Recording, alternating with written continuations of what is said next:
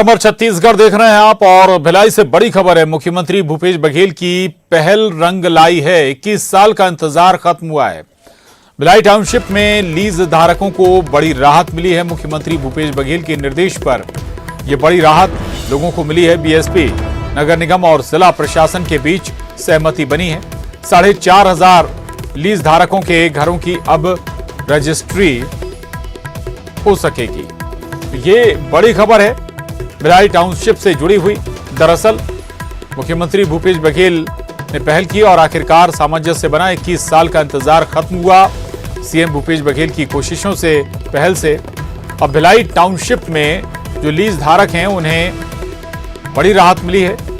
मुख्यमंत्री भूपेश बघेल के निर्देश पर यह राहत।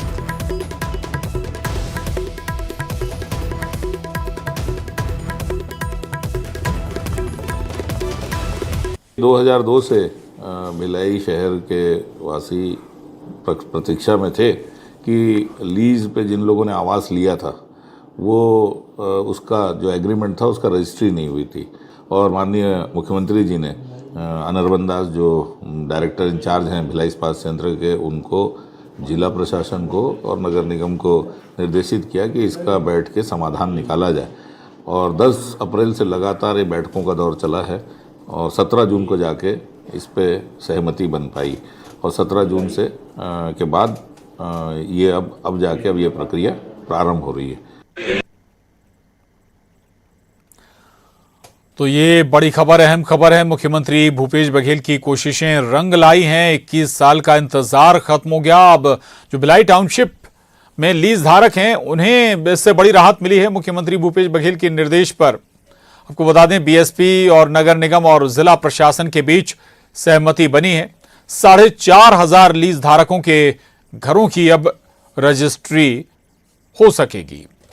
ये बड़ी राहत है। करीब 4,500 लीज धारक हैं जिनके पास लीज है लेकिन उनके नाम पर रजिस्ट्री नहीं थी। और न्यूज़ 18 संवाददाता मिथिलेश ठाकुर हमारे साथ जुड़ गए हैं और जानकारी के साथ। मिथिलेश, ये बड़ी राहत है। पहला तो ये कि अब रजिस्ट्री हो पाएगी और दूसरा ये कि नाम पर रजिस्ट्री भी हो पाएगी, आगे सौदे भी कर पाएंगे क्या ये लोग? और दूसरा एक ये कि भाई क्या 21 साल से कभी प्रयास नहीं हुए इस दिशा में?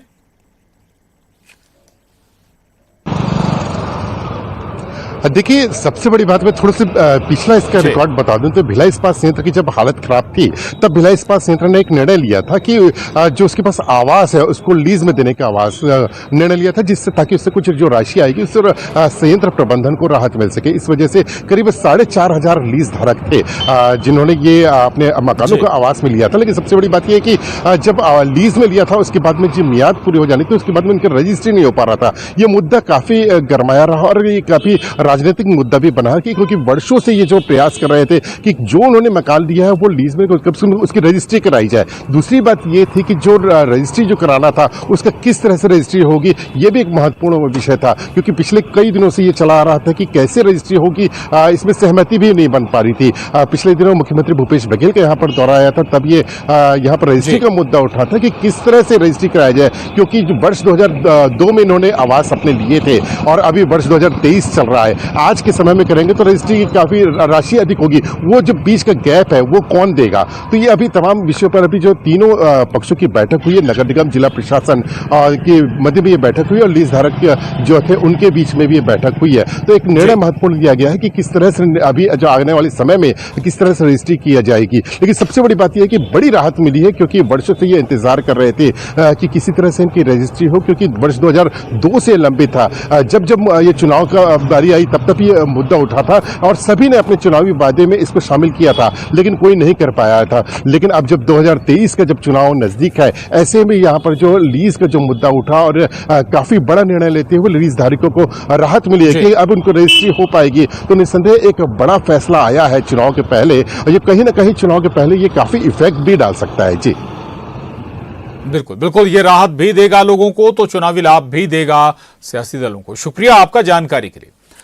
आगे बढ़ेंगे। रायपुर से बड़ी खबर है। संविदा कर्मचारियों के आंदोलन का आज 7वां दिन है। संविदा कर्मचारियों का आंदोलन जारी है। प्रदेश भर से रायपुर पहुंचे हैं संविदा कर्मचारी। बीजापुर, कोरिया, दंतेवाड़ा, बस्तर से भी कर्मचारी पहुंचे हैं।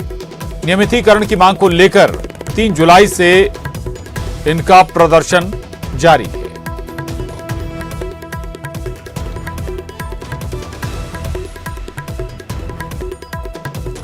और न्यूज 18 संवाददाता युगल तिवारी हमारे साथ जुड़े हुए हैं और जानकारी के साथ युगल, संविदा कर्मचारी अभी भी आंदोलन पर हैं, 7वां दिन हो गया है। कोई बातचीत प्रशासन और संविदा कर्मियों के बीच शुरू हुई क्या?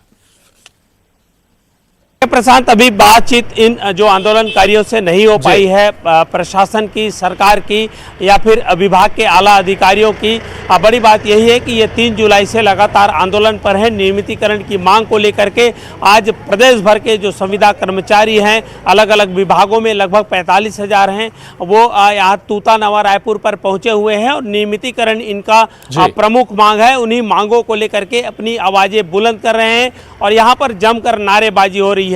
जैसे जैसे चुनाव का समय आ रहा है, कर्मचारी इस चीज़ को समझ भी रहे हैं कि यही वक्त है जब उनकी मांगें मानी जा सकती है। इससे पहले स्वास्थ्य विभाग के कर्मचारी आंदोलन पर थे, लेकिन मान मनोवल हुई, बातचीत हुई और आंदोलन स्थगित हुआ।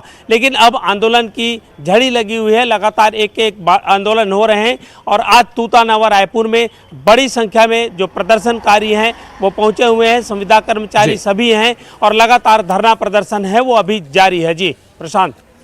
बिल्कुल ठीक है, शुक्रिया युगल। आगे बढ़ेंगे और गरियाबंद से बड़ी खबर है। मुस्लिम युवक पर हिंदू लड़की को भगाने का आरोप लगा है। गरियाबंद में परिजन अपहरण कर धर्म परिवर्तन का आरोप लगा रहे हैं। सर्व समाज ने छुरा में बंद का आह्वान किया है। आज छुरा शहर में सभी दुकानें बंद हैं। छुरा में सर्व समाज के लोग प्रदर्शन कर रहे हैं। वहीं आरोपी की जल्द गिरफ्तारी की मांग भी कर रहे हैं लोग। मामले की जांच में पुलिस जुटी हुई है। सज्जाद अली नामक युवक पर लड़की को भगाने का आरोप लगा है। लड़की के परिजन भगाकर अपहरण व धर्म परिवर्तन का आरोप लगा रहे हैं। ये बड़ी खबर गरियाबंद से, जहां मुस्लिम युवक पर हिंदू लड़की को भगाने का आरोप लगा है। परिजन अपहरण कर धर्म परिवर्तन का आरोप भी लगा रहे हैं। शेख इमरान हमारे साथ जुड़े हैं जानकारी के साथ। शेख, क्या अब इस मामले में अभी तक खुलासा हुआ? क्या कोई एक्शन भी शुरू हुआ क्या?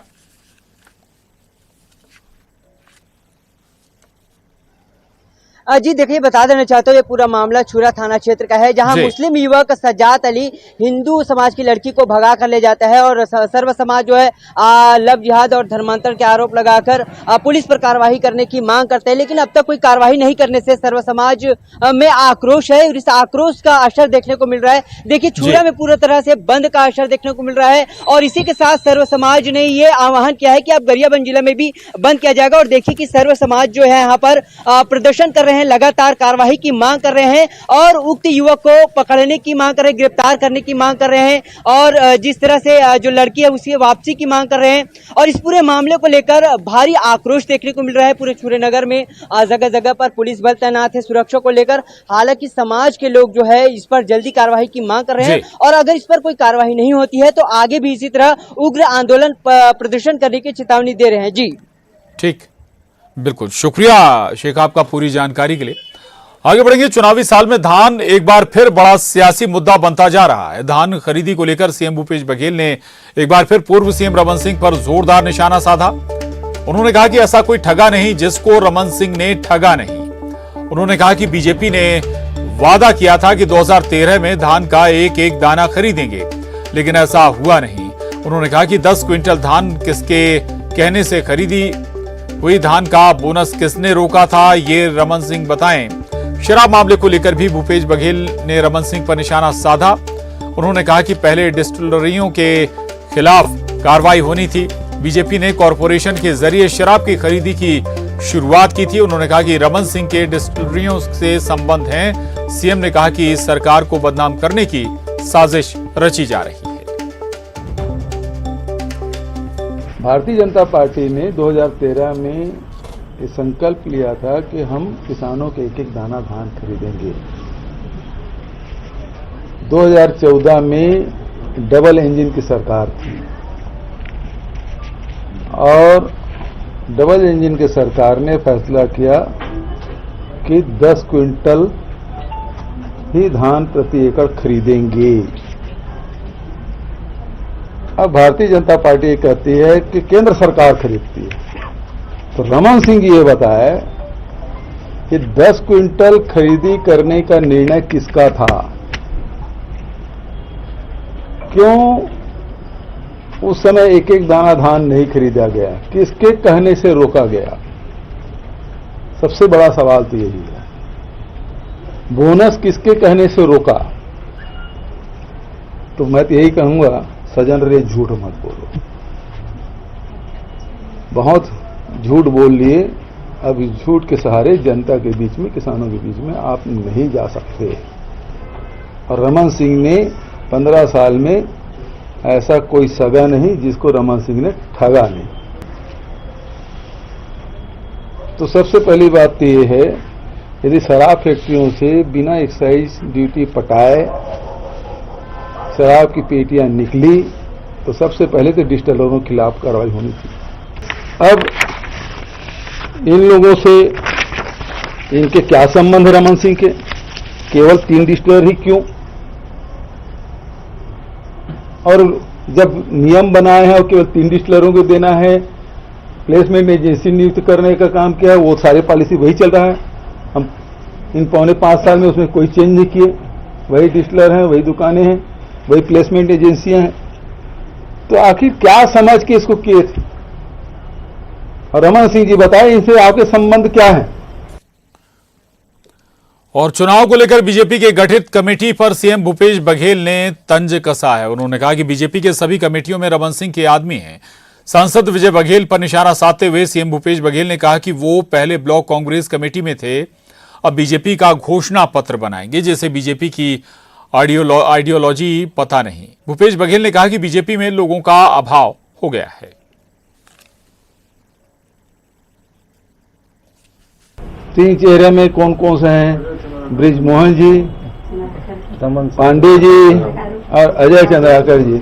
मैं तो इन लोगों से कह रहा हूं, आप कितना भी यहाँ विधानसभा में चिल्ला चिल्ला बोले, आप लोग जब तक रमन सिंह को नहीं हटाएंगे, आप लोगों का भविष्य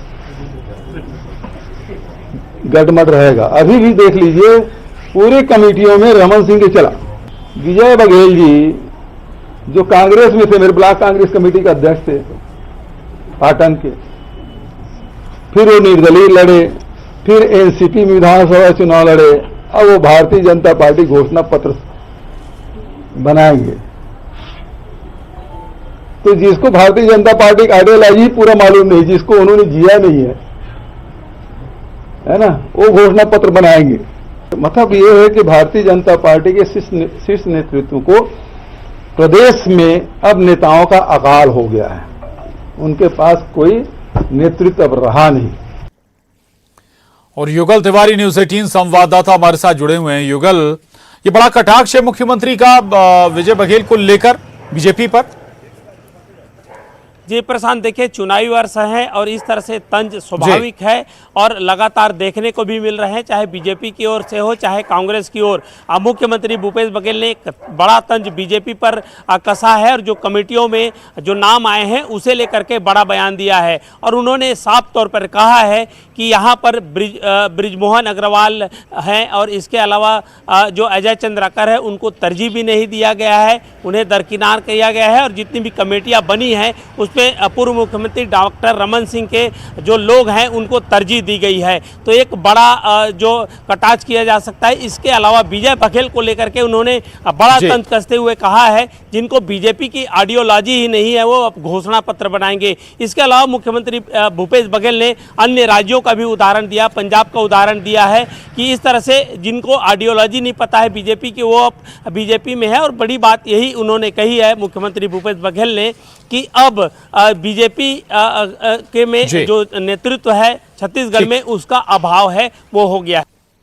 बिल्कुल, नेताओं का अभाव है, नेतृत्व का अभाव है बीजेपी में। ये बड़ा तंज है सीएम भूपेश बघेल का बीजेपी पर।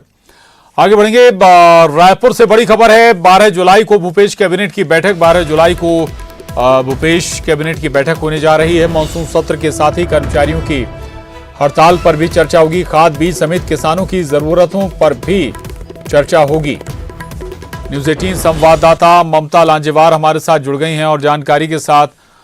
ममता, 12 जुलाई को कैबिनेट की बैठक होने जा रही है और चूंकि चुनावी साल में कोई बड़ी राहतें भी आम जनता के लिए लुभाने के लिए।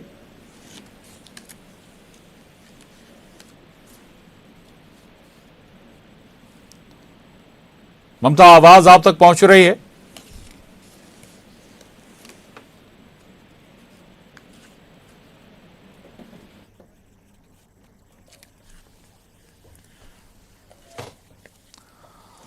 और चलिए अब रुक करेंगे सिटी टॉप 20 का। महासमुंद के